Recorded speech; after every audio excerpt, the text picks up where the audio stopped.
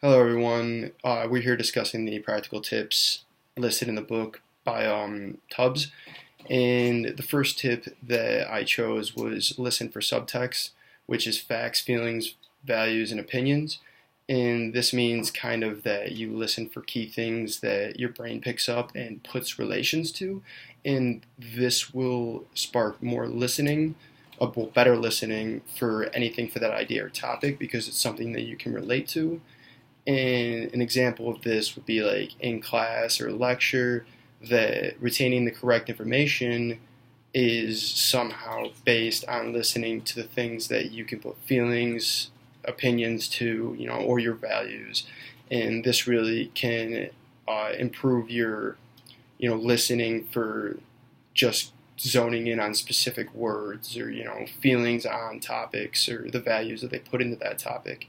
And the second tip was explaining things in other person's thinking patterns, not always your own. And this, it kind of means that it allows others to have a better understanding and to be more into listening, as it is not revolved around opinionated facts or discussion topics. And in a way, this is like kind of like me speaking to somebody else and putting it into their thought pattern instead of my own, because not everyone's going to know what I'm saying based on my thought pattern. As everyone has a different thought pattern, kind of, and it kind of aids the listening skills, as someone can relate to something based on their own thoughts since you're putting it in their words.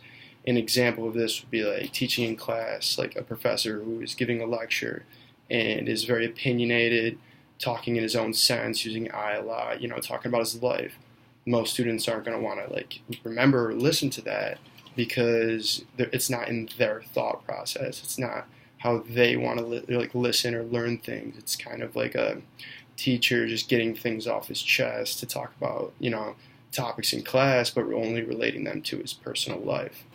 And the third tip that I chose was to change the way you're feeling, change what you're doing.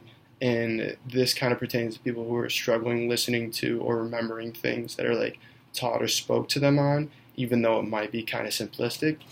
And it means that you want to change that, like whatever you're doing, the technique or whatever, into something that's going to basically set and solid in your head for remembering things. Like everyone learns differently, like, being a picture listener or like a, example listener, like you have to see things done before you can remember it and actually retain the information. And an example would be, I had a math class, and this was 2 semesters ago. And my professor was doing all these equations, all these formulas on the board, and I couldn't remember any of it, even though it was being done right in front of me.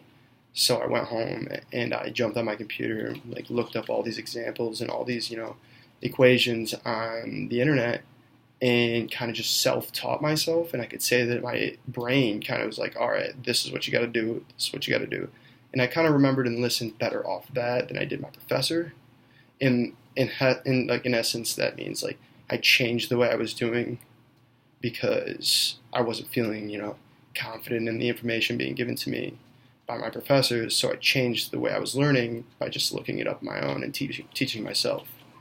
And the fourth tip was that the truth is relative to the individual brain system in which it arises and to the language system used to construct it. And this means that kind of like individuals are listening for the truth about things and things that they can be like, oh yeah, what's that truth behind that fact?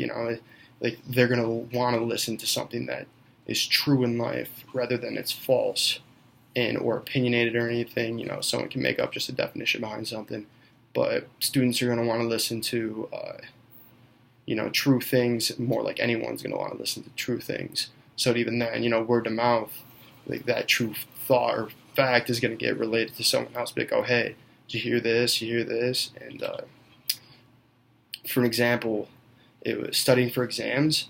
Like when you go to like a study session in your professor's classroom, and you're going to listen to the truth or the facts behind the equations or the terms or the definitions that are behind each question, and your brain's going to be like, oh yeah, I'm going to remember that because that's the truth and that's what I need to know to get the answer correct.